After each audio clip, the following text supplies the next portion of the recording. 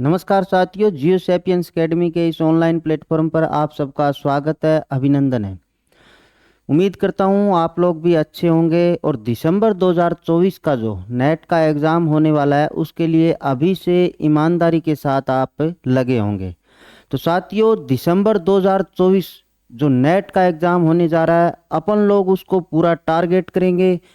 आप लोगों के साथ साथ मैं भी आपसे दुगनी मेहनत करूँगा ताकि अपन जो एक टैगलाइन लेके आ रहे हैं उस टैगलाइन को अपन पूरा कर पाएं और उस सपने को अपन साकार कर पाएं।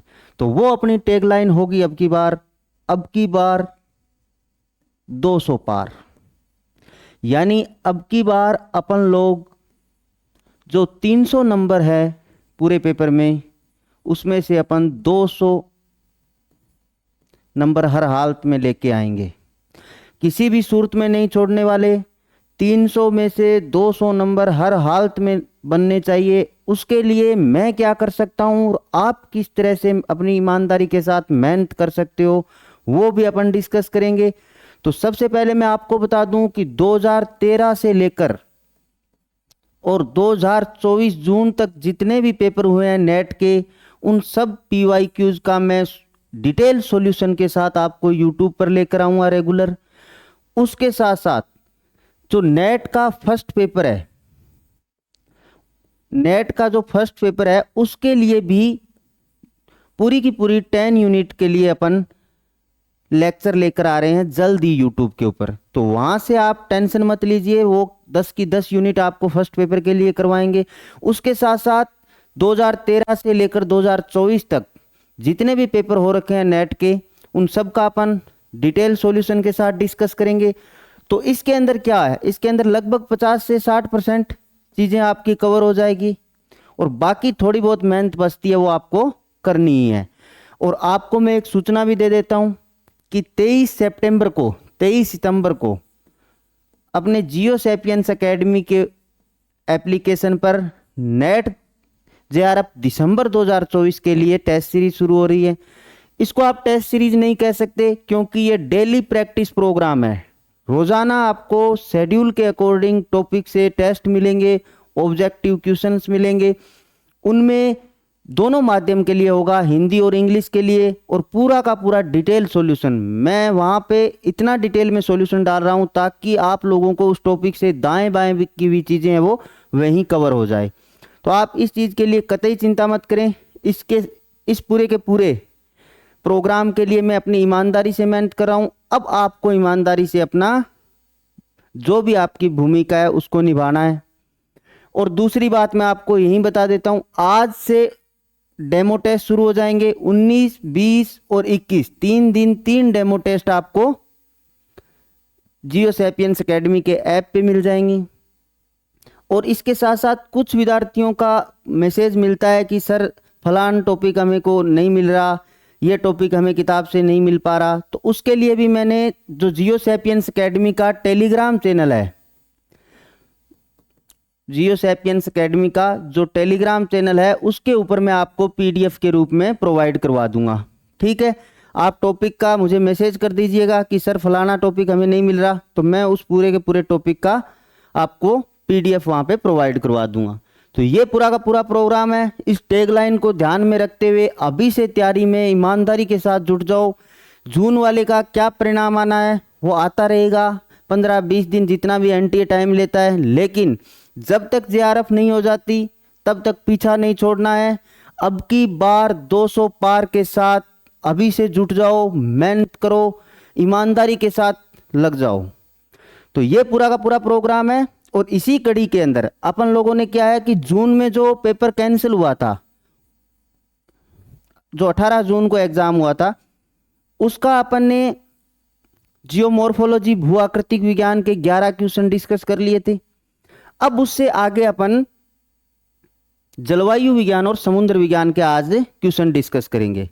ठीक है, इसी क्रम में अपन पीछे चलते जाएंगे। उसके बाद अपन 2023 के दिसंबर और जून के पेपर डिस्कस करेंगे। तो ये पूरा का पूरा आप मेरे ऊपर छोड़ सकते हो, लेकिन इसके साथ साथ निरंतर पढ़ना है, शेड्यूल के अकॉर्डिंग पढ़ना है। टेस्ट सीरीज हर हालत में ज्वाइन कर लेना ताकि पढ़ाई में निरंतरता बनी रहेगी। रोज का आपको टारगेट मिलेगा, उस हिसाब से आप टेस्ट दोगे तो आपका भी मूल्यांकन होता रहेगा और निरंतर अभ्यास से चीज़ें याद भी ज़्यादा रहती है। तो आपको फर्स्ट पेपर के लिए टेंशन फ्री रहो आप, जल्दी आपके साथ क्लासेज है वो साझा कर देंगे यूट्यूब के ऊपर।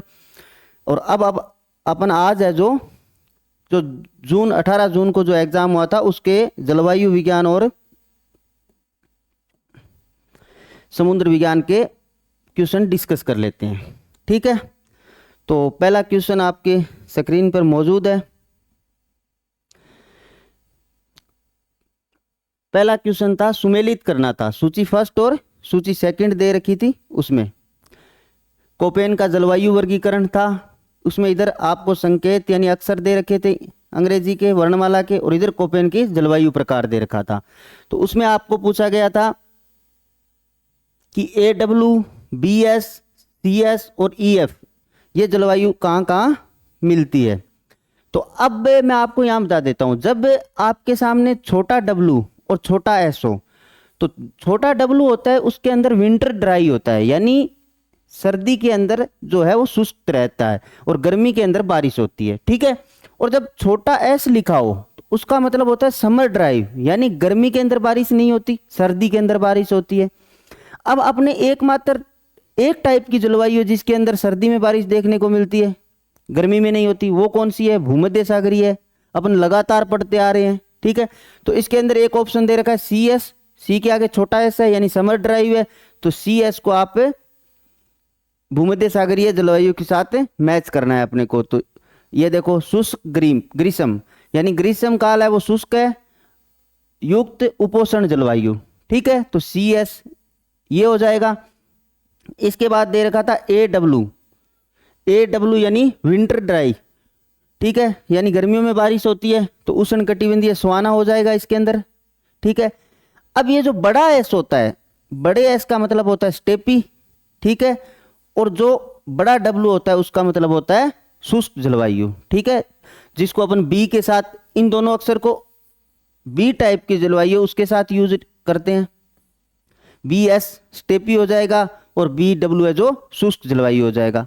ये कोपेन के दिया हुआ वर्गीकरण है। तो इसके अंदर BS यानी स्टेपी, तो ये स्टेपी जलवायु रही। इसके बाद बचता है EF जो हो जाएगा सतत तुषार जलवायु यानी फ्रीज्ड, जमा हुआ रहता है बर्फ का।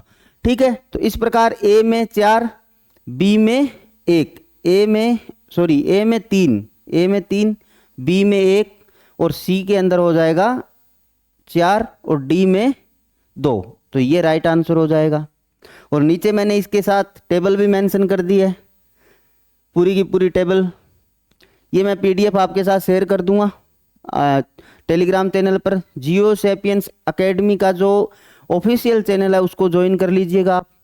ठीक है, तो इसके अंदर ये टेबल में दे रखा है उष्ण कटिबंधीय आर्द्र जलवायु, जो बड़ा अक्षर बताया था कोपेन ने A, B, C, D और E।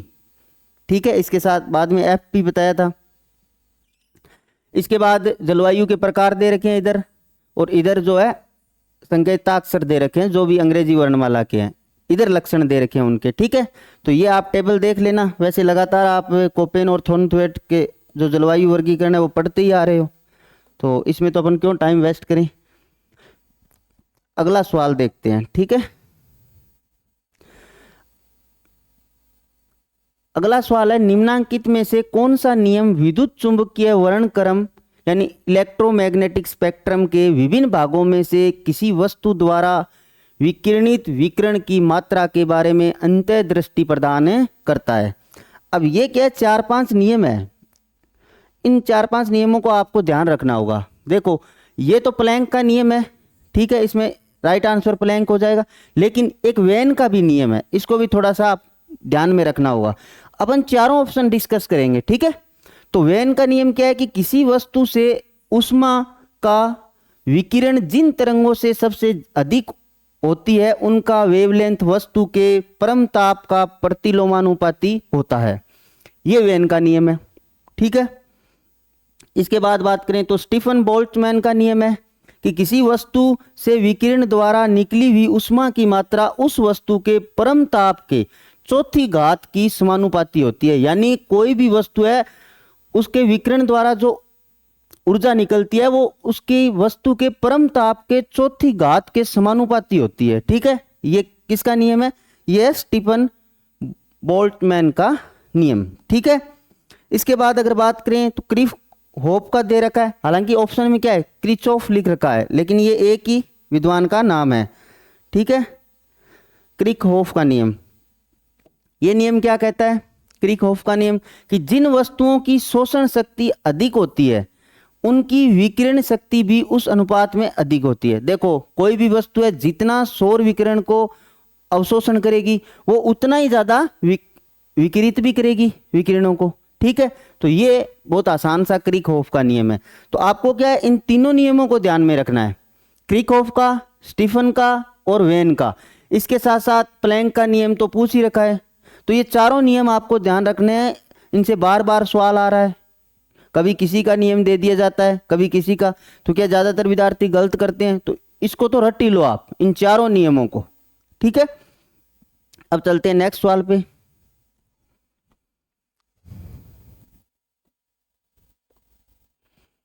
अगला सवाल क्या था? दो सूची दे रखी है, इनका मिलान करना था। सवाल तो आसान था अगर आपको इनके फॉर्मूले पता है। ठीक है, पहला दे रखा था निरपेक्ष आर्द्रता। निरपेक्ष आर्द्रता को ग्राम घन मीटर में, ठीक है, यानी ग्राम घन मीटर के अंदर, इसके अंदर क्या होता है प्रति, मतलब एक घन मीटर आयतन वायु के अंदर कितने ग्राम जलवाष्प की मात्रा है उसको अपन बोलते हैं निरपेक्ष आर्द्रता। ठीक है, तो निरपेक्ष आर्द्रता में क्या हो जाएगा, ग्राम किलोग्राम, ये रहा घन मीटर। ठीक है, उसके बाद होती है विशिष्ट आर्द्रता। 1 किलोग्राम वायु के अंदर जो जलवाष्प की मात्रा ग्राम में कितनी है वो होती है विशिष्ट आर्द्रता। ठीक है, तो ग्राम किलोग्राम। उसके बाद मिश्रण अनुपात होता है जलवाष्प का भार और शुष्क वायु का भार, इसका अनुपात होता है। ठीक है, सापेक्ष आर्द्रता जिसको अपन प्रतिशत में मापते हैं। ठीक है, ये तो बहुत आसान सवाल था। अब देख लो आप अलग अलग, ये तो दे ही रखे। अब सापेक्ष आर्द्रता को, सापेक्ष आर्द्रता कैसे निकाली जाती है? वास्तविक जो किसी निश्चित तापमान पर वायु के अंदर जो वास्तविक जलवाष्प की मात्रा होती है और उसी वायु के जलवाष्प ग्रहण करने की जो मात्रा होती है उसको अगर अपन 100 से गुणा कर देंगे उस दोनों के अनुपात को, तो आपका प्रतिशत में सापेक्ष आर्द्रता निकल कर आ जाएगी। संतृप्त वायु कब होगी? संतृप्त कब होगी? जब 100% उसके अंदर सापेक्ष आर्द्रता हो जाएगी, तभी तो संघनन की प्रक्रिया शुरू होगी। तो सापेक्ष आर्द्रता का ये फॉर्मूला है। इसके बाद अपन ने निरपेक्ष देख लिया ग्राम प्रति घन मीटर के अंदर, विशिष्ट आर्द्रता ग्राम किलोग्राम में। बार बार क्वेश्चन पूछे जा रहे हैं इनसे, कभी कोई फॉर्मूला दे दिया जाता है। अभी पीछे असिस्टेंट प्रोफेसर के अंदर इससे पिछली वैकेंसी में निरपेक्ष आर्द्रता से पूछा गया। सीधा का सीधा पूछ लिया जाता है कि निरपेक्ष आर्द्रता को किस में मापा जाता है, उनमें अलग अलग दे दिए, जैसे ग्राम घन मीटर, ग्राम किलोग्राम। तो इसमें क्या हो जाएगा, ग्राम घन मीटर सही हो जाएगा। ठीक है, अगला सवाल देख लेते हैं। अगला सवाल था कि उष्णकटिबंधीय चक्रवातों के संदर्भ में सही कथनों की पहचान करो। यानी अपन को सही कथन देखने थे, किसके? उष्णकटिबंधीय चक्रवात के संदर्भ में। ठीक है, ठीक है, अभी देख लेते हैं। पहला था कि हरिकेन स्तर के चक्रवातों में हवा की गति 119 किलोमीटर प्रति घंटा होती है। ठीक बात है, लगभग 120 के आसपास लिखा आता है किताबों में। भूमंडलीय तापन की प्रवृत्ति के साथ उष्णकटिबंधीय चक्रवातों की बारंबारता में कमी आई है। देखो, अब क्या ग्लोबल वार्मिंग की वजह से उष्णकटिबंधीय चक्रवातों में अपन ये नहीं कह सकते कि कमी आई है, ना अपन ये कह सकते हैं कि इनमें बढ़ोतरी हुई है। ये थोड़ा सा अस्थिर मामला है। ठीक है, ठीक है, इनमें थोड़ी बहुत कमी, कहीं कमी देखने को मिलती है तो कहीं इनका रूप थोड़ा बहुत भयानक हो गया है ग्लोबल वार्मिंग बढ़ने की वजह से। जो चक्रवात था जो पहले आ रहा था उसमें पहले जो वर्षण की मात्रा थी उसमें बढ़ोतरी दिख रही है, लेकिन ओवरऑल देखें तो उनमें कमी दिख रही है चक्रवातों में। तो ये मामला थोड़ा सा अस्थिर है, तो अपन ये नहीं कह सकते कि इनकी बारंबारता में कमी देखने को मिली है, तो ये सेंटेंस गलत हो जाएगा। उसके बाद है कि दक्षिणी अंध महासागर में उष्णकटिबंधीय चक्रवातों की बारंबारता अधिक है। देखो, उस दक्षिणी हिंद महासागर के अंदर कहाँ देखने को मिलते हैं? यहाँ पर अगर उत्तरी अंध महासागर होता, उत्तरी अंटार्कटिक महासागर होता तो बात सही हो जाती, लेकिन यहाँ दक्षिणी दे रखा है तो ये भी गलत हो जाएगा। ये भूमध्य रेखा के नजदीक विकसित नहीं होते और उसे पार नहीं करते। ये भूमध्य रेखा के 5 डिग्री नॉर्थ और 5 डिग्री साउथ तक इनका विकास नहीं होता। क्यों नहीं होता? कि वहां पे कोरियोलिस फोर्स है जो शून्य है, इसलिए इनका यहाँ पे निर्माण नहीं हो पाता। तो ये सेंटेंस इसका सही हो जाएगा और ये भी सही हो जाएगा। ए और डी दोनों सही है, तो ए और डी वाला ये ऑप्शन राइट हो जाएगा। ठीक है। अब अगर इनके बारंबारता की बात करें तो उष्णकटिबंधीय चक्रवातों की जो बारंबारता है वो सबसे ज्यादा अपने को देखने को मिलती है उत्तर पश्चिमी प्रशांत महासागर में। ठीक है। हर साल 25 से 30 चक्रवात देखने को मिलते हैं। टाइफून वहाँ का लोकल नेम है। ठीक है।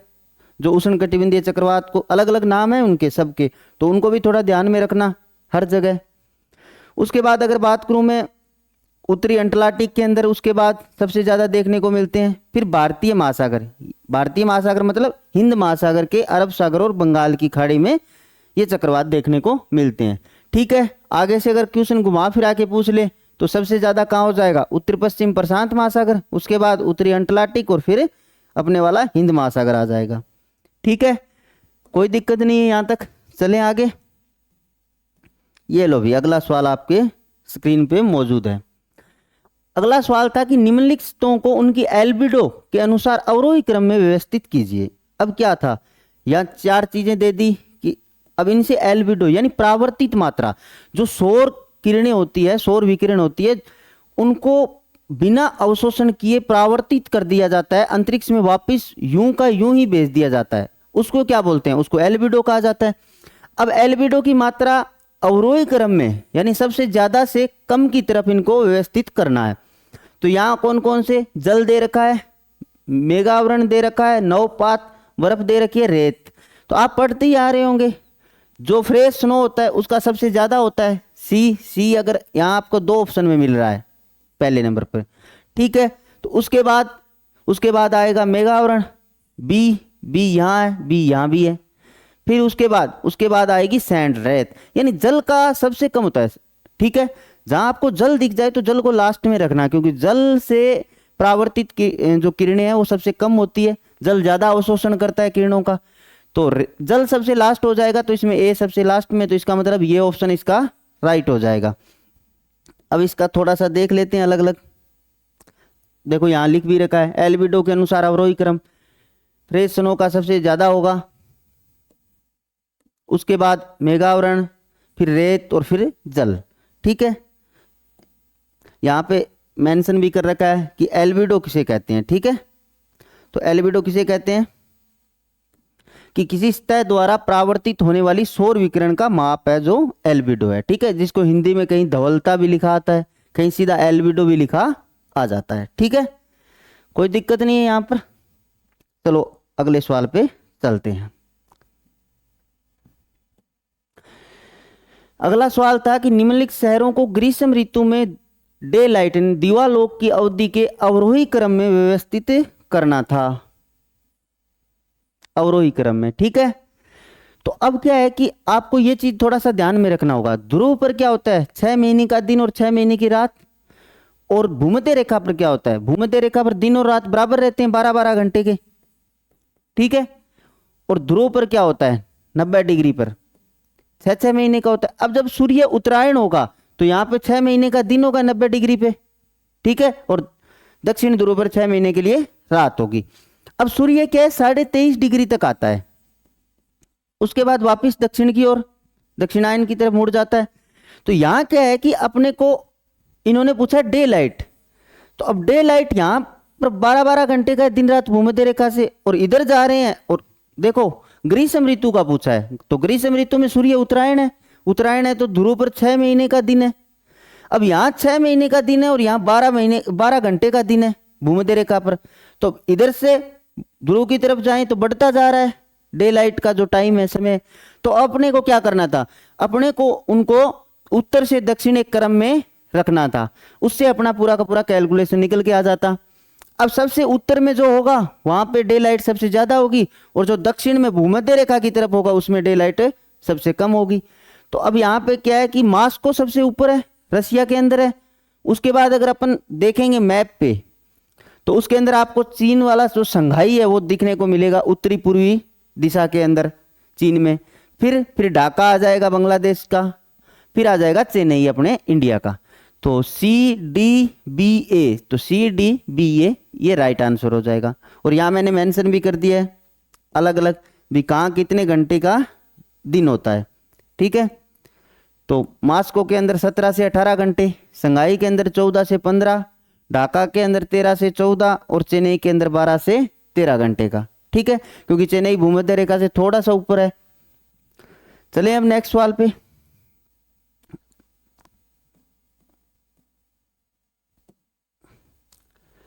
अगला सवाल है कि टोर्नेडो के संदर्भ में सही कथनों की पहचान करें। अब अपने को यहां सही कथन देखने हैं टोर्नेडो के संदर्भ में सॉरी। ठीक है, तो समुद्र में टोर्नेडो जैसी परिघटना को जल स्तंभ यानी वाटर स्पोर्ट कहा जाता है। बात सही है एकदम। टोर्नेडो के विकास में मेसोसाइक्लोन का बनना एक पूर्व आवश्यकता है। ठीक है, अब मेसोसाइक्लोन क्या होता है? देखो मेसोसाइक्लोन के सतह से 1 किलोमीटर से लेकर 6 किलोमीटर तक कहीं निर्माण हो सकता है।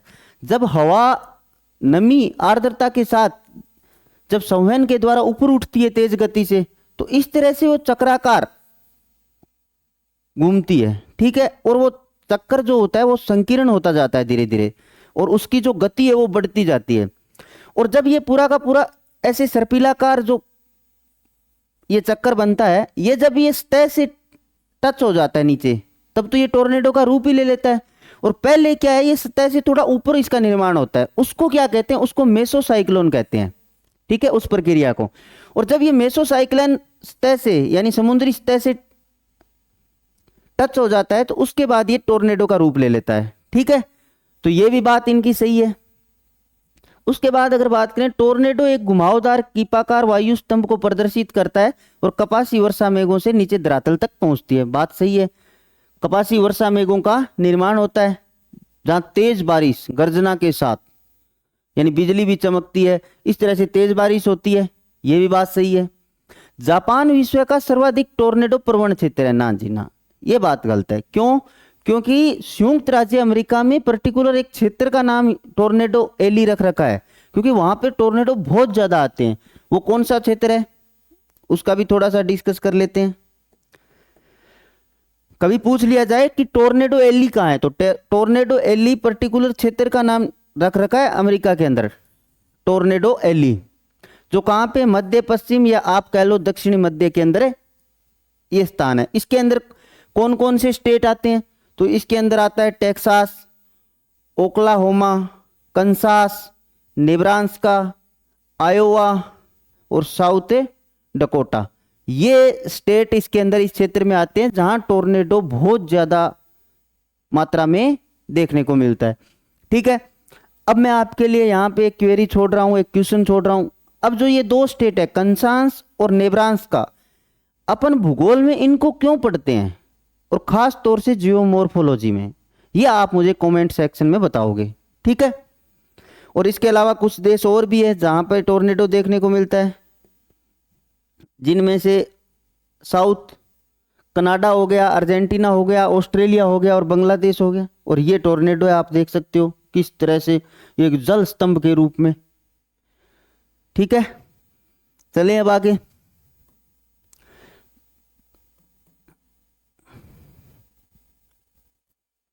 अगला सवाल है कि वैश्विक स्तर पर औसत वार्षिक वर्षण लगभग कितने सेमी है? ठीक है, ये तो फैक्चुअल सवाल है, आपने कर लिया होगा। 100 सेमी है लगभग विश्व में, और भारत के अंदर बात करें तो 120 सेमी है। देखो ये भी थोड़ा ध्यान कर लेना, कभी भारत का पूछ लिया जाए। ठीक है, विश्व का 100 सेमी है। ठीक है, इसके बाद चले नेक्स्ट सवाल पे। अगला सवाल है कि भूमंडलीय तापन करने वाली निम्नांकित मानव प्रेरित गैसों को उनके सापेक्षिक योगदान के आधार पर अवरोही क्रम में व्यवस्थित कीजिए। अवरोही क्रम में व्यवस्थित करना था, यानी सबसे ज्यादा से कम की तरफ। ठीक है, तो अब मानव प्रेरित जो गैसें हैं जो ग्लोबल वार्मिंग में अपना रोल अदा कर रही है, वो 4 प्रमुख गैसें हैं, जिनमें एक हो गया CO2 carbon dioxide, methane, nitrous oxide, और एक होगी फ्लोरीन युक्त, जिनको आप क्लोरोफ्लोरो कह लो चाहे, जो फ्लोरीन युक्त गैसें हैं। ठीक है, तो इनमें सबसे ज़्यादा अगर बात करें तो 76% CO2 का रोल है, 16% मीथेन का, और 6% है जो नाइट्रस ऑक्साइड, और सबसे कम है वो फ्लोरीन युक्त गैसें हैं जो 2% रोल अदा कर रही है अपना। तो इसके आधार पे कौन सा ऑप्शन सही हो जाएगा इसमें? बी, फिर मीथेन आएगा बी, ए, फिर सी और डी। तो इसका मतलब इसका 3 नंबर ऑप्शन राइट हो जाएगा। याद रखना 4 आंकड़े भी हैं, इनको भी याद रख लेना, दिमाग में डाल लेना, क्या पता कोई पर्टिकुलर आंकड़ा पूछ ले। 16% मीथेन, 76% CO2, 6% नाइट्रस ऑक्साइड और 2% फ्लोरीन युक्त गैसें। ये पूरा का पूरा इसका विश्लेषण था। अब चलते हैं अगले सवाल पे। अगला सवाल था कि तड़ित झंझा की बारंबारता में सर्वाधिक होती है, कहाँ होती है? ठीक है, अब यहाँ पे अलग अलग ऑप्शन देख लो। उपध्रुवीय क्षेत्र में तो कैसे तड़ित झंझा आएगा? ठीक है, असो अक्षांश में भी नहीं आएगा। यहाँ पे तो वैसे भी बारिश बहुत कम देखने को मिलती है क्योंकि हवा नीचे की तरफ बैठती है यहाँ पे। ध्रुवीय क्षेत्र शुष्क क्षेत्र है, वहां भी कैसे देखने को मिलेगा? ऑप्शन तो इसमें डोलड्रम सही हो जाएगा। ठीक है, लेकिन इसको देख लेते हैं कि तड़ित झंझा होता क्या है, यानी थंडरस्टॉर्म क्या होता है। तो थंडरस्टॉर्म होता है एक तीव्र और स्थानीयकृत वायुमंडलीय घटना है जिसमें बारिश होती है, ज्यादा कुछ नहीं है। ये बारिश होती है तेज गर्जना के साथ, बिजलियां चमकती है। ठीक है, तो ये सबसे ज्यादा कहाँ होगा? डोलड्रम के आसपास ही होगा, जहां तापमान की प्राप्ति सबसे ज्यादा होती है। तापमान से क्या, जल वाष्पीकृत होकर समुद्र से संवहन धारा के रूप में ऊपर उठेगा, और लगभग दोपहर में 2-3 बजे के बाद वहां तेज बारिश होती है, पूरी गर्जना होती है, बिजलियां चमकती है, वही तो थंडरस्टॉर्म है। ठीक है, तो गरज बिजली और तेज वर्षा के साथ साथ कभी कभी ओलावृष्टि भी हो जाती है। ठीक है, इसके बाद अगर बात करें अपन, देखो ये इसकी निर्माण प्रक्रिया है, कैसे होती है। जब तापमान और आर्द्रता के साथ मिलन होता है तो क्या होता है? संवहन धारा के रूप में वायु ऊपर उठती है, गर्म और नम वायु का संवहन होता है। उसके बाद क्या होता है? कपासी वर्षा बादलों का निर्माण होता है। ये भी थोड़ा ध्यान रखना, पूछ ले कि थंडरस्टॉर्म में कौन से बादलों का निर्माण होता है? कपासी वर्षा होते हैं जिनका ऊर्ध्वाधर बहुत लंबा विकास होता है। ठीक है, उसके बाद बिजली गर्जना, बिजलियां चमकती है। ठीक है, गर्जना होती है, फिर वर्षा या ओलावृष्टि, इन दोनों में से जो भी हो। ठीक है, इसके अलावा तड़ित झंझा के प्रकार 3 प्रकार के होते हैं। ठीक है, इनमें ज्यादा नहीं जाना, बस आप थोड़ा सा ध्यान रखना कि सिंगल सेल, मल्टी सेल और सुपर सेल 3 प्रकार के तड़ित झंझा होते हैं। ठीक है, मैं जो यहां बता रहा हूं उससे ज्यादा एडवांस जाने की वैसे जरूरत नहीं है, क्योंकि मैंने नेट के पेपर देखे हैं, इतना ज्यादा भी गहराई से चीजें नहीं पूछी जा रही। आकाश का नीला होना किसका परिणाम है? ये तो प्रकीर्णन का होगा। ठीक है, जब क्या है, कणों का व्यास सौर ऊर्जा की लघु तरंगों के वेवलेंथ से कम हो। जब कणों का आकार है वो तरंगों के वेवलेंथ से कम होगा तब तो क्या प्रकीर्णन होगा। अगर कणों का व्यास वेवलेंथ से ज्यादा है तरंगों के तो क्या होगा? तो डिफ्यूजन होगा, विसरण होगा। विसरण में क्या होता है? विसरण में नॉन सिलेक्टिव होता है, यानी आप रंग के जो अलग अलग घटक हैं उनको पहचान नहीं सकते, अलग अलग वो बिखर जाते हैं। ठीक है, जैसे आप देखते हो संध्या प्रकाश। इसके अलावा देखो नॉन सिलेक्टिव लिखा भी हुआ है यहाँ पे, नॉन सिलेक्टिव होता है विसरण।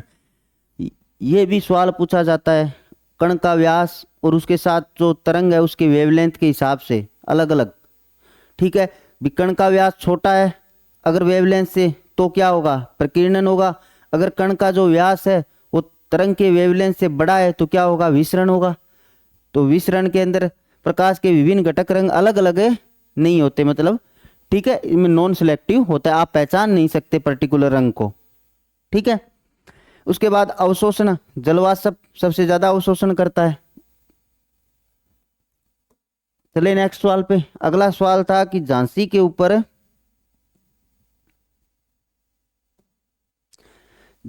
ऊपर एक वर्ष में सूर्य की किरणें कितनी बार ऊर्ध्वाधर होती है? ठीक है, अब देखो सूर्य क्या है, 23.5 उत्तरायण होगा, 23.5 तक आता है, उसके बाद वापस दक्षिणायन हो जाता है सूर्य, तो 23.5 पर तो एकदम ऊर्ध्वाधर आएगी किरणें। ठीक है, अब जो अगर 23.5 से थोड़ा सा ऊपर अगर कोई 25 डिग्री 44 मिनट पर है तो वहां थोड़ा सा तिरछापन होगा उसका। ठीक है। और इन्होंने क्या पूछा है, इन्होंने पूछा है कि कितनी बार ऊर्ध्वाधर, एकदम सीधी, तो एकदम सीधी तो आती नहीं वहां पे, क्योंकि झांसी है जो 25 डिग्री 44 मिनट इस अक्षांश पे है, और जो सूर्य की किरणें है वो 23:30 तक आते हैं सूर्य, उसके बाद वापस दक्षिणायन हो जाता है। ठीक है, तो इसमें राइट आंसर हो जाएगा कभी नहीं। अब वैसे अगर बात कर ली जाए ऊर्ध्वाधर, अगर वो इस चीज को भी ऊर्ध्वाधर ले रहा है, एकदम सीधे को ना करके थोड़े तिरछेपन को ऊर्ध्वाधर में ले रहा है, तो भाई 2 बार हो जाएगा, लेकिन इसमें सीधा ऊर्ध्वाधर पूछा है तो इसमें कभी नहीं आंसर होगा। ठीक है, चलिए नेक्स्ट।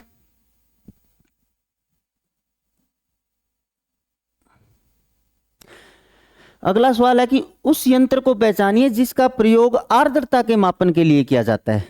तो इसमें राइट आंसर तो हाइग्रोमीटर हो जाएगा, लेकिन अपन ये भी देख लेते हैं कि कालमापी क्या होता है, हेडली सस्टक यानी हेडली सेक्सटेंट क्या होता है, बैरोमीटर क्या होता है। अब क्रोनोमीटर है ना जो कालमापी, वो एक घड़ी होती है, बहुत स्टिक होती है, समुद्री जहाजों में इसका उपयोग किया जाता है समय के लिए। ठीक है, हेडली सस्टक यानी हेडली सेक्सटेंट क्या होता है, वो होता है नेविगेशनल उपकरण होता है, समुद्री यात्रा और खगोलीय नेविगेशन में इसका उपयोग किया जाता है। समुद्री जहाजों की समुद्र में लोकेशन देखने के लिए भी इसका उपयोग किया जाता है, खगोलीय पिंडों की ऊंचाई के लिए मापने के लिए भी इसका उपयोग किया जाता है। तो ये याद रखना, कहीं अब की बार घुमा फिरा के उल्टा सवाल पूछ ले। हेडली सेक्सटेंट नेविगेशनल उपकरण है, समुद्री यात्रा और खगोलीय नेविगेशन में उपयोग होता है, खगोलीय पिंडों की ऊंचाई मापने में भी, और समुद्र के अंदर जहाजों की स्टिक लोकेशन देखने के लिए भी इसका उपयोग होता है। उसके बाद क्या दे रखा था, एक ऑप्शन था बैरोमीटर का, तो बैरोमीटर तो सबको ही पता है, वायुमंडलीय दाब नापने के लिए मापने के लिए किया जाता है। ये कुल मिला के जलवायु विज्ञान से 13 सवाल थे जिनको अपन ने डिटेल से डिस्कशन किया। ठीक है, अब चलते हैं अपन नेक्स्ट अगले समुद्र विज्ञान पे, उसके 10 सवाल और है, वो साथ के साथ डिस्कस कर लेते हैं, क्योंकि अगर धीरे चलेंगे तो हो नहीं पाएंगे, बहुत पेपर है, और कई कई वर्ष के अंदर तो 2-2 3-3 शिफ्ट में एग्जाम हुए। तो अपने को क्या है, पूरा का पूरा कवर करना है अब की बार, किसी भी सूरत में नहीं छोड़ना है। अब की बार 200 पार, 200 नंबर तो आने ही चाहिए, नहीं फिर अपनी मेहनत का क्या मतलब बना। अगला सवाल है समुद्र विज्ञान से कि सागरीय लवणता के संदर्भ में सही कथन की पहचान करनी है। ठीक है, तो पहला कथन है कि समुद्र में डोलड्रम में लवणता अधिक होती है। देखो डोलड्रम में लवणता अधिक नहीं होती, क्यों नहीं होती, क्योंकि वहां हर दिन दोपहर 2-3 बजे वर्षा होती है, वर्षा होती है तो मीठे जल की प्राप्ति होती है, मीठे जल की प्राप्ति होती है तो वहां लवणता की कमी देखने को मिलती है, तो अधिकता तो नहीं होगी, इसलिए ये सेंटेंस कथन है वो गलत हो जाता है। फिर है कि चीन सागर की तुलना में लाल सागर में लवणता अधिक है। जरूर भी, चीन सागर पहली बात तो स्थलीय भाग से घिरा हुआ है। ठीक है, एक नदियां उसमें बहुत कम मिलती है, मिलती नहीं, ना के बराबर नदियां आती है, तो इसकी लवणता अधिक है, तो ये कथन है सही हो जाता है। ठीक है, उसके बाद है कि उच्च वाष्पीकरण दर के कारण कैस्पियन सागर के उत्तरी भाग में लवणता अधिक होती है। ना जी ना, उत्तरी भाग में कैसे होगी, वोल्गा यूराल जैसी बड़ी बड़ी नदियां आके उत्तरी भाग में ही तो मिलती है कैस्पियन सागर के, तो उत्तरी भाग में लवणता कम है बजाय दक्षिणी भाग के कैस्पियन सागर के। ठीक है, तो ये भी गलत हो जाएगा। अगला है कि बाल्टिक सागर की तुलना में बेरिंग सागर में लवणता अधिक है। राइट बात है, अभी एकदम सही बात है ये। तो इस हिसाब से कौन सा राइट आंसर हो जाएगा, केवल बी और डी, 2 ऑप्शन सही है, तो 2 नंबर सही हो जाएगा। तो इसके अंदर यहाँ लिख भी रखा है बाल्टिक सागर के अंदर 6 से 8 प्रति हजार, क्योंकि लवणता को किस में, प्रति हजार में मापते हैं, तो 6 से 8 हो जाएगा। बेरिंग सागर की है वो 32 से 33, बताओ कितना डिफरेंस है। ठीक है, तो ये 6-7 जो पॉपुलर लोकप्रिय सागर हैं उनको ध्यान में रखा करो, उनकी लवणता पर्टिकुलर आंकड़े के साथ कि कितनी है, क्योंकि इनको सीक्वेंस में कई बार सुमेलित करवा लेते हैं, कई बार सुमेलित क्रम में पूछ लेते हैं। ठीक है, इसके बाद अगर बात करें तो कैस्पियन सागर के उत्तरी भाग में ये नदियां आके मिलती है, देखो वोल्गा, यूराल, तेरेक, सुलक, कुरा, ये 5-6 नदियां आके, ये तो कोई ज़्यादा इंपॉर्टेंट नहीं है, पर वोल्गा और यूराल का ध्यान रखना, कोई भी कहीं स्टेटमेंट डाल दे, चीज़ों को पकड़ना है हर क्वेश्चन में, और इंपॉर्टेंट चीज़ में कुछ भी नहीं छोड़ रहा आपके लिए।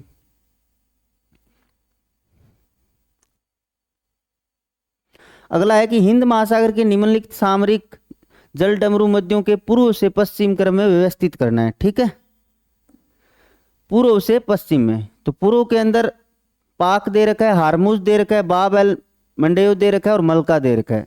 तो इनमें तो मलका ही हो जाएगा पूर्व में। तो डी 2 ऑप्शन में दे रखा है, इसमें भी है और इसमें भी है। उसके बाद देख लेते हैं, उसके बाद पाक आ जाएगा, ए आ जाएगा।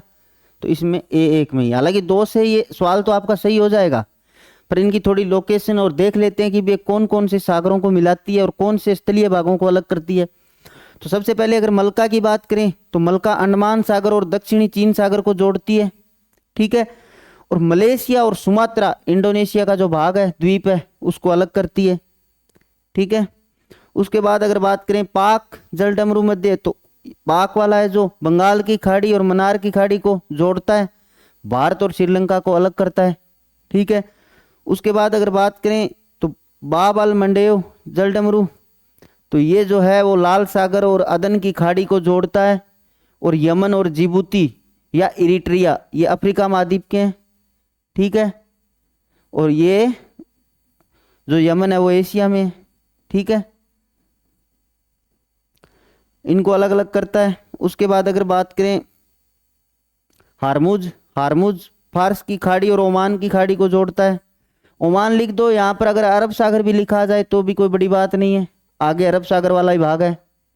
ठीक है, तो कंफ्यूज नहीं होना है। ईरान और ओमान को अलग अलग करता है। अब थोड़ा सा मैं आपको इसको थोड़ा सा दिखा भी देता हूँ, विजुअल कर लेते हैं चीज़ों को। ठीक है,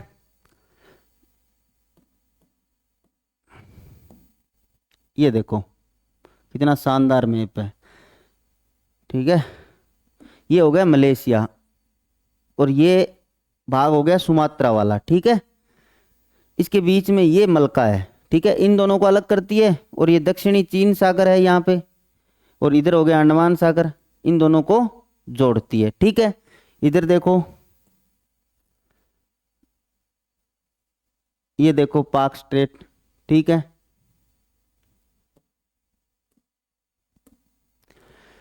पाक स्ट्रेट,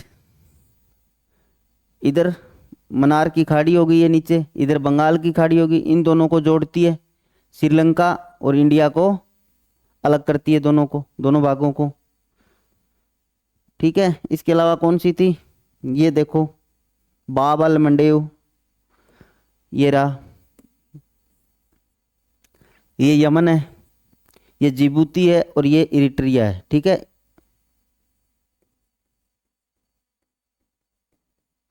ये इनको अलग करती है, और ये इधर रेड सी हो गया और इधर अदन की खाड़ी हो गई, इन दोनों को जोड़ने का काम करती है। इसके बाद एक और देख लेते हैं, लास्ट वाली हारमुज, ये देखो मैप पे कितनी शानदार दिख रही है। ये पर्शियन गल्फ यानी फारस की खाड़ी हो गई, और ये इधर ओमान की हो गई खाड़ी, और यहाँ मैंने आपको बताया कि अरब सागर भी लिखा आ जाए तो कोई बड़ी बात नहीं है। ये स्टेट ऑफ हारमुज हो गई ईरान वाले भाग को, और इधर ये ओमान का भाग पड़ता है इस कोने पे। ठीक है, ओमान का क्षेत्र है, तो ओमान वाले भाग को अलग करती है, कोई दिक्कत नहीं, यूएई भी आ जाए तो। ठीक है, तो मैप पे अगर चीज़ें देखते हैं तो थोड़ी सी चीज़ें क्या क्लियर हो जाती है दिमाग में, तो थोड़ा मैप का तो साथ में उपयोग करा करो, और अपने साथ एटलस रखा करो हर चीज़ को पढ़ते टाइम, तो थोड़ा सा उसमें क्या लोकेशन साथ में देख लिया करो। ठीक है, अगला सवाल देखते हैं। अगला सवाल, सूची फर्स्ट और सेकंड का मिलान करना है, खाई दे रखी है और महासागर दे रखा है। बहुत आसान था, आप सब लोगों ने सही किया होगा। तो इसमें क्या है, एल्यूशियन उत्तरी प्रशांत में हो जाएगी। ठीक है, उसके बाद केमेन गर्त अंटार्कटिक में हो जाएगा। उसके बाद कर्माडेक भी दक्षिण प्रशांत का गर्त है, ये याद रखना बहुत इंपॉर्टेंट है, क्योंकि कर्माडेक और जो प्रशांत महासागरी गर्त है उनसे सबसे दक्षिण में है, तो ये इसके बारे में पूछ लिया जाता है। सुंडा हिंद महासागर का बहुत चर्चित है। ठीक है, तो ये तो आसान सा क्वेश्चन था, ये राइट आंसर हो जाएगा। चलते हैं नेक्स्ट सवाल पे। अब देखो अगला सवाल, अपन कई बार क्या सिद्धांत पढ़ लेते हैं पूरा, और पूरे सिद्धांत को समझ भी लेते हैं, हर चीज हर एंगल से समझ लेते हैं, लेकिन उनका क्या है, जो प्रतिपादित होने का जो साल होता है वो नहीं ध्यान में रखते, और देखो यहाँ गड़बड़ हो जाए अगर ना ध्यान रखे तो। क्रम पूछ लिया। ज्वार भाटा से के उद्गम संबंधी निम्नलिखित सिद्धांतों को काल क्रमानुसार व्यवस्थित कीजिए। इसलिए तो कहा जाता है ना, कॉन्सेप्ट भी क्लियर होने चाहिए और तथ्य भी याद रहने चाहिए। दोनों चीजों का बैलेंस होगा तब आपके लिए एग्जाम आसान हो जाएगा। कई बार कॉन्सेप्ट वाले रह जाते हैं जब तथ्य याद नहीं हो जाते। अब यहाँ पे कॉन्सेप्ट का क्या काम है, देखो कोई मतलब नहीं है। कालक्रम पूछ लिया, व्यवस्थित करो सीक्वेंस से, कौन से सन में किसने दिया था। जो सबसे बड़ी बात तो हैरिस का जो स्थैतिक तरंग सिद्धांत है वो आपको किताबों में मिलेगा ही नहीं, 1901। ठीक है, तो ये इनका क्रम हो जाएगा। लाप्लास का गतिक सिद्धांत था, वो था 1755 में। वेवेल का प्रगामी तरंग सिद्धांत था 1833 में। एरी का जो कैनाल सिद्धांत, जिसको नहर सिद्धांत भी बोलते हैं, 1842 में। और हैरिस का स्थैतिक तरंग सिद्धांत है वो 1901 में। इस हिसाब से अगर अपन देखेंगे तो पहला ऑप्शन है वो राइट हो जाएगा।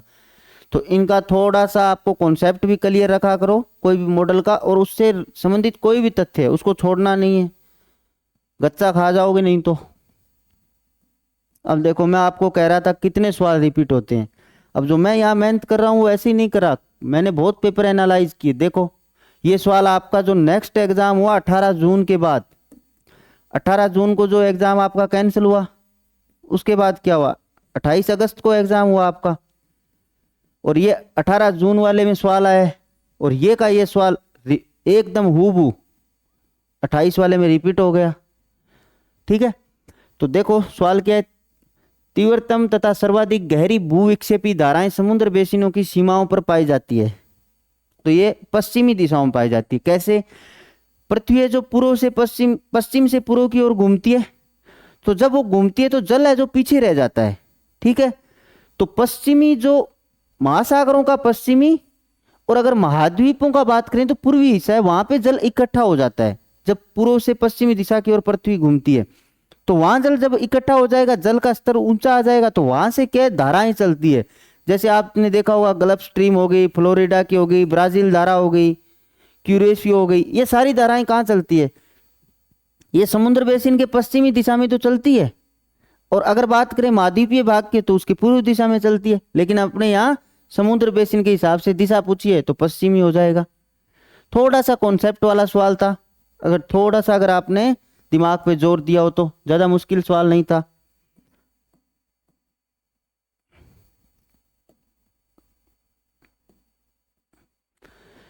अगला सवाल है कि समुद्री जल के घनत्व के संबंध में निम्नलिखित में से कौन सा कथन सही नहीं है। अब अपने को यहां देखना है कि कौन सा कथन है सही नहीं है। पहला है कि पिक्नोक्लाइन परत में घनत्व प्रवणता में सर्वाधिक होती है। सही बात है, 100 से 1000 मीटर के बीच में सबसे ज्यादा आपको घनत्व का वो वेरिएशन देखने को मिलता है, तो ये सही है। दूसरा है कि जल के ऊर्ध्वाधर एवं क्षैतिज प्रभाव में समुद्री जल के घनत्व की कोई भूमिका नहीं होती। क्यों नहीं होती भाई, बिना घनत्व के तो कैसे होगा, पॉसिबल ही नहीं है क्षैतिज और ऊर्ध्वाधर प्रभाव। ठीक है, तो ये स्टेटमेंट गलत हो जाता है। एक टीएस रेखा चित्र समुद्रों में जल राशियों की पहचान में सहायक है। सही बात है, टीएस मतलब टी का टेम्परेचर और एस का सैलिनिटी। जो तापमान और लवणता के जो रेखा चित्र होते हैं उनसे क्या है, जल राशियों की पहचान भी होती है और बहुत सारे कामों में उपयोग में लिया जाता है उनको। ठीक है, ये भी सही है। उसके बाद है कि तापमान, लवणता तथा घनत्व समुद्र में जल राशियों की पहचान में प्रयुक्त है। एकदम सही बात है। अभी ये 3-4 कारक ही तो है महत्वपूर्ण है समुद्री जल के लिए, तापमान, लवणता, घनत्व। ठीक है, तो ये भी सही हो जाएगा। इसका मतलब गलत होगा वो 2 नंबर ऑप्शन हो जाएगा। देखो टीएस रेखा चित्र मतलब टी से टेम्परेचर और एस से सैलिनिटी।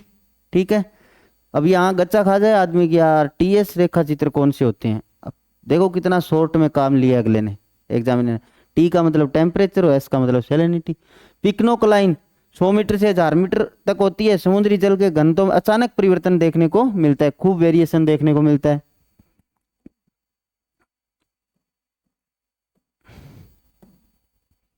अगला सवाल है कि सही कथनों की पहचान। अब सही कथन देखने भाई। पहला कथन है कि सभी सुनामी भूकंपी सागरीय तरंगे होती है। ना जी ना, सभी सुनामी है जो भूकंपीय सागरीय तरंगे थोड़ी होती है। अब ज्वालामुखी विस्फोट होता है समुद्र में, उससे भी तो सुनामी उत्पन्न हो सकती है।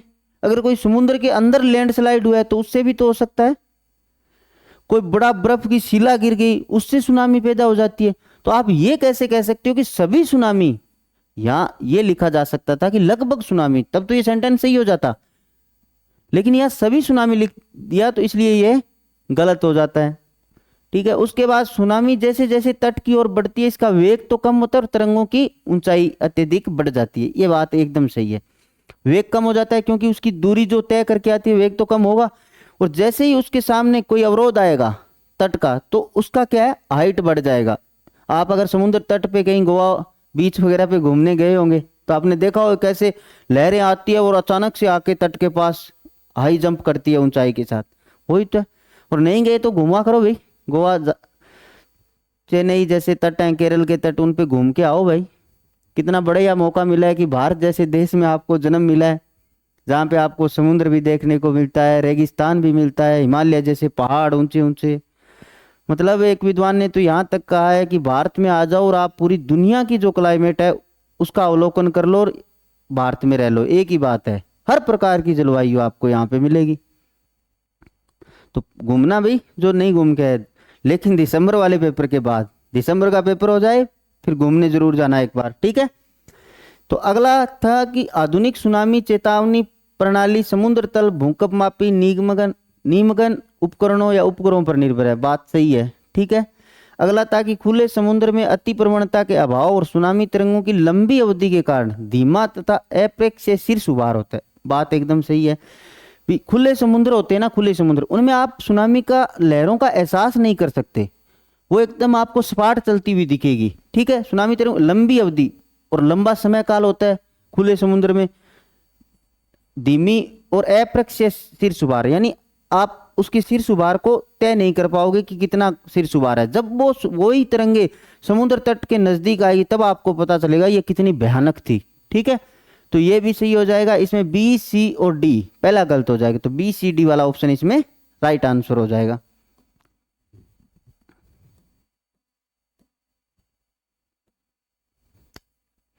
अगला है कि वैश्विक औसत समुद्र तल में वृद्धि के कारण हो रही है। अब जो समुद्र तल में वृद्धि हो रही है वो किस कारण हो रही है ये अपने को बताना है। तो यहाँ ऑप्शन दे रखे हैं, समुद्रों के तापीय प्रसार, इसको एक बार होल्ड कर देते हैं। ओजोन क्षरण का क्या मतलब है, कोई मतलब नहीं है, ये तो पराबैंगनी किरणों का अवशोषण करती है। प्रवाल विरंजन से क्या मतलब हुआ भाई, है ये समुद्री इकोलॉजी से तो संबंधित है प्रवाल, पर यहाँ क्या मतलब हुआ कि उस समुद्र तल में वृद्धि से वैश्विक रूप में, तो ये दोनों ऑप्शन का तो कोई मतलब ही नहीं हुआ। हिमानियों की धवलता में वृद्धि, अब देखो एल्बिडो से क्या मतलब है, धवलता मतलब एल्बिडो जो अपन ने पीछे बात की थी, उससे क्या मतलब है भाई, कितनी सौर किरणें आ रही है उनको कितना परावर्तित किया जा रहा है वापस अंतरिक्ष में, इससे क्या फर्क पड़ेगा, ठीक है। तो ये भी गलत। अब बचता एक ऑप्शन है कि समुद्रों के तापीय प्रसार में जो वृद्धि होती है उससे वैश्विक जो औसत समुद्र तल में वृद्धि देखने को मिल रही है, ठीक है।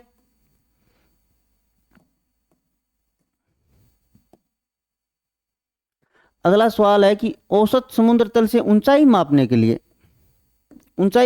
लिए हेडली सस्टक का प्रयोग किया जाता है। मैंने एक बात कही थी आपको कि भी इसमें खगोलीय पिंडों की ऊंचाई मापने के लिए नेविगेशनल उपकरण है, इससे समुद्री जहाजों की स्टिक लोकेशन भी पता की जाती है।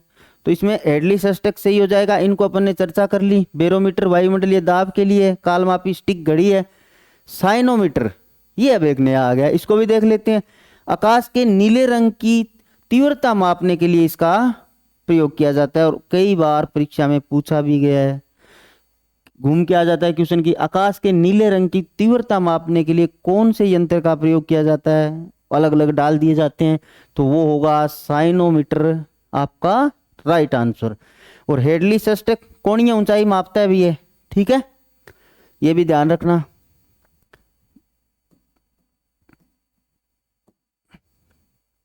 अगला सवाल है कि हेडली सस्टक सेक्सटेंट के लिए प्रयुक्त होता है, ठीक है। अब अपन ने चर्चा की थी कि नौ चालन समुद्र में भौगोलिक स्थिति का पता लगाने, समुद्री जहाजों का इनका पता लगाने के लिए नेविगेशनल उपकरण है, तो राइट तो ये हो ही जाएगा। अब थोड़ा सा अपन और ऑप्शन भी देख लेते हैं भी, अपना यहाँ डिस्कस करने का डिटेल में यही तो मतलब है कि उसके दाएं बाएं जो ऑप्शन है उनको भी तो खोल कर देखे ना क्या माजरा है। अब देखो मैं आपको बता देता कि ये सही है, इसमें ये सही, अरे ये तो आप ही कर लोगे यार, फिर मेरा होने का क्या मतलब है। तो इससे आप अपन क्या है थोड़ा सा डिटेल में भी देखते हैं। अगला ऑप्शन दे रखा है इसमें दूरी का परिकलन। अब देखो दूरी के परिकलन के लिए कौन कौन से यंत्र उपयोग में आते हैं वो भी देख लेते हैं। इसमें दूरी की प्रकृति के आधार पे अलग अलग यंत्र उपयोग में लिए जाते हैं। देखो ओडोमीटर, गाड़ियों में वाहनों में ओडोमीटर लगा होता है, ठीक है। मीटर टेप, मीटर टेप कुछ नहीं है, जो इंच टेप लेके अपन घूमते हैं, हाइट मापते हैं और चीज़ों का मापन करते हैं। जैसे अपने मिस्त्री होता है मकान बनाने वाला, वो चीज़ों का माप लेता है, वही तो होता है इंच टेप यानी मीटर टेप। टेचीमीटर इसी टाइप का होता है एक। रेंज फाइंडर, रेंज फाइंडर, ठीक है। इनमें जो अपने सैन्य, जो अपनी सेना वगैरह है वो प्रयोग में लेती है, ठीक है। लेजर वगैरह के रूप में इनका उपयोग किया जाता है, लेजर वगैरह इनमें उपयोग किया जाता है, ठीक है। ऐसा ही कुछ डिस्टोमीटर होता है, ठीक है। ये अलग अलग है, डाल दिए या नाम, कभी आपके सामने आ जाए आंखों के कोई डमी ऑप्शन डाल दे तो इनको थोड़ा ध्यान रखना। Odometer, डिस्टो, range finder, metre tape, टेचीमीटर। अब इसी प्रकार आगे और दे रखा है परिधि मापन के लिए, तो परिधि मापन के लिए भी देख लेते हैं। वर्नियर कैलिपर होता है, एक फ्लेक्सिबल टैप होता है, कुछ नहीं होता फ्लेक्सिबल टैप होता है, वैसा ही होता है इंच टेप वाला, थोड़ा फ्लेक्सिबल होता है, तो परिधि के चारों में और रख के उसको माप लिया जाता है, हैं। मौसम संबंधी आंकड़ों के लिए तो बहुत सारे हैं यार, और भूगोल में आप इनको तो पढ़ते ही आ रहे हो कितने सालों से, कि मौसम संबंधी आंकड़ों के लिए थर्मामीटर तापमान के लिए, बैरोमीटर वायुमंडलीय दाब, हाइग्रोमीटर आर्द्रता के लिए, एनीमोमीटर हवा की गति, रेन गेज वर्षा के लिए, पाइरानोमीटर हो गया घनत्व के लिए। ये तो आप यूज करते आ रहे हो मौसम संबंधी आंकड़ों के लिए, ठीक है। ये कुल मिला के समुद्र विज्ञान से 10 सवाल थे, ठीक है। तो अपन ने समुद्र विज्ञान के 10 करे, जलवायु विज्ञान के भी अपन ने 13 सवाल, उससे पहले अपन ने 11 भूआकृति विज्ञान के कर लिए, ठीक है। पूरा पेपर अपना एक आध दिन में समाप्त हो जाएगा, फिर अपन नेक्स्ट 2023 वाले पेपर पे चलेंगे। तो ये पूरा का पूरा अपन का आज का पेपर का जो डिटेल डिस्कशन था, और फिर मैं आपके साथ दोहरा रहा हूँ उसी बात को, अब की बार 200 पार, ठीक है। किसी भी सूरत में नहीं चुकेंगे, 200 नंबर तो लेके ही आएंगे। उसके अंदर 40 से 50% के आसपास मैं चीज़ें कवर करवा दूंगा यहाँ आपको PYQ के माध्यम से। बाकी सिलेबस उठा लो, और आपको नहीं समझ आ रहा तो 1-2 दिन के अंदर मैं एक क्लास लेके आ रहा हूँ, डिटेल सिलेबस को अपन एनालाइज विश्लेषण करेंगे, उसका एक एक चीज़ बताऊंगा आपको भी, कौन सी चीज़ कौन सी किताब से पढ़नी है। पूरी किताब की कंटेंट लिस्ट लेके आऊँगा, सारी किताबें आपको नहीं खरीदनी है। जिन किताबों से 1-2 टॉपिक है उनकी PDF बना के मैं आपको अपने टेलीग्राम चैनल, आपको बताया था जियो सैपियंस अकेडमी को ज्वाइन कर लो, वहाँ पे आपको मैटर मिल जाएगा, ठीक है। इसके साथ साथ फर्स्ट पेपर के लिए मैंने आपको बता दिया, धीरे धीरे 1-2 दिन में क्लासें शुरू कर देंगे। 10 यूनिट है, 10 की 10 यूनिट करवाएंगे आपको। और जो 23 सितंबर से जियो सैपियंस अकेडमी के ऐप पे टेस्ट सीरीज शुरू हो रही है, उसको ज्वाइन करने से मत चूकना, रामबाण साबित होगी आपके लिए। टॉपिक वाइज टेस्ट होंगे, प्रॉपर शेड्यूल होगा, डिटेल व्याख्या मिलेगी आपको, हिंदी और इंग्लिश मीडियम दोनों विद्यार्थियों के लिए होगी। और साथ में अगर डेली टॉपिक वाइज होगा, एक टारगेट मिलेगा, तो आपकी भी पढ़ाई में निरंतरता आएगी। आप भी एक टॉपिक होगा तो 2-4 घंटे टाइम निकाले पढ़ ही लोगे, शाम को पेपर दे लो। वीकली आपको मेगा टेस्ट मिलेगा, पूरी यूनिट का होगा, तो ओवरऑल आंकलन हो जाएगा। और आज से क्या है 19, 20 और 21 3 दिन आपको डेमो टेस्ट वहाँ पे मिलेंगे, और डेमो टेस्ट से आपको आइडिया हो जाएगा कि टेस्ट सीरीज किस तरह की रहने वाली है, किस टाइप से इसका डिटेल एक्सप्लेनेशन रहने वाला है। तो चूकना नहीं है, और ये जो टैगलाइन है वो अपने दिमाग में फीड कर लो, अब की बार 200 पार, ठीक है। तो बहुत बहुत आभार आपका, धन्यवाद। मिलते हैं नेक्स्ट वीडियो के साथ, थैंक यू।